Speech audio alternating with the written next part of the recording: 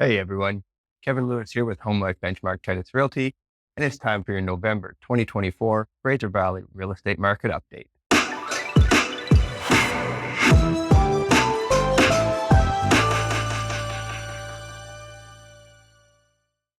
Today we're going to be diving into the recent Fraser Valley real estate stat and answer the big question that's probably on everybody's mind.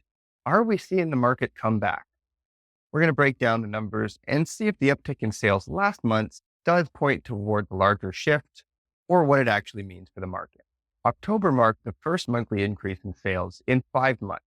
But does this mean that buyers and sellers are rushing back into the market as they did in the past? Well, the short answer is not quite. So let's dig into the numbers and see what they're actually telling us. In October 2024, we saw 1,195 residential real estate sales recorded by the Fraser Valley Board. This represents a 27% increase over September and a substantial 40% jump compared to October of last year. But before we get too excited about those numbers, it's important that we consider these figures in context.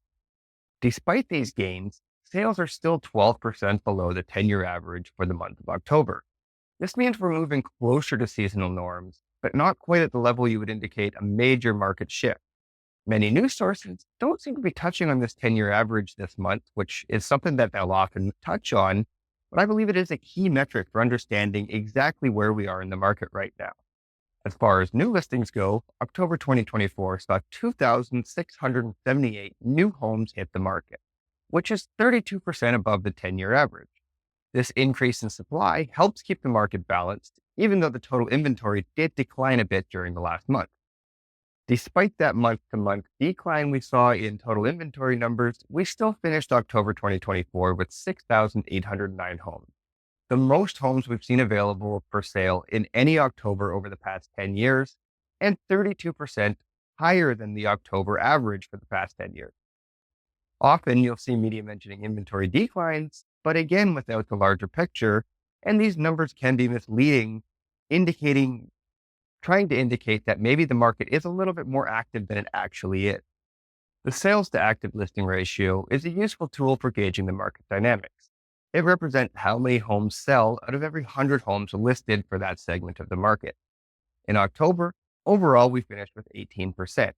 That puts us into what the Fraser Valley Real Estate Board defines as a balanced market, as anything below 12% is a buyer's market, and anything above 20% is a seller's market.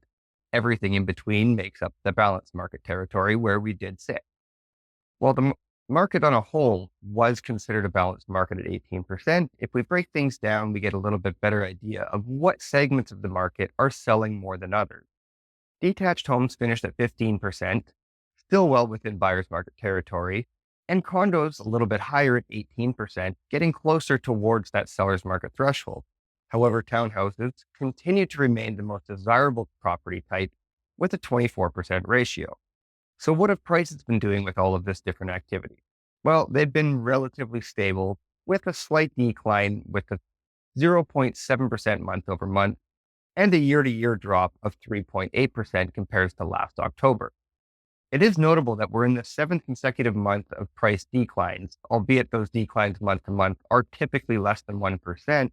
It still is going in the direction of prices coming down, despite the fact that interest rates have come down over the last 5 months, starting at 5% last April, coming all the way down to 3.75% at the end of October's announcement.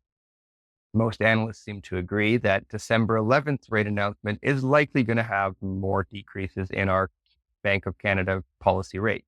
So that begs the question, why have these rate cuts not ignited a buying frenzy? Well, it likely boils down to ongoing economic uncertainty and the inflation strain on average Canadians' household budget. While rates are lower, many buyers seem hesitant to jump back in until there's more clarity around the broader economic picture. To sum it up, the Fraser Valley market is in a good place right now for both buyers and sellers. Balanced markets give everyone more time to make sound decisions, and as we head into the winter, it's a great opportunity to make a move in a much calmer real estate environment. As I always say, the best time to make a move is when it makes sense for you and your family.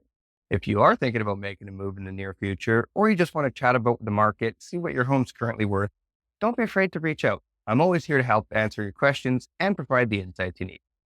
Thanks for tuning in, and I'll see you next month.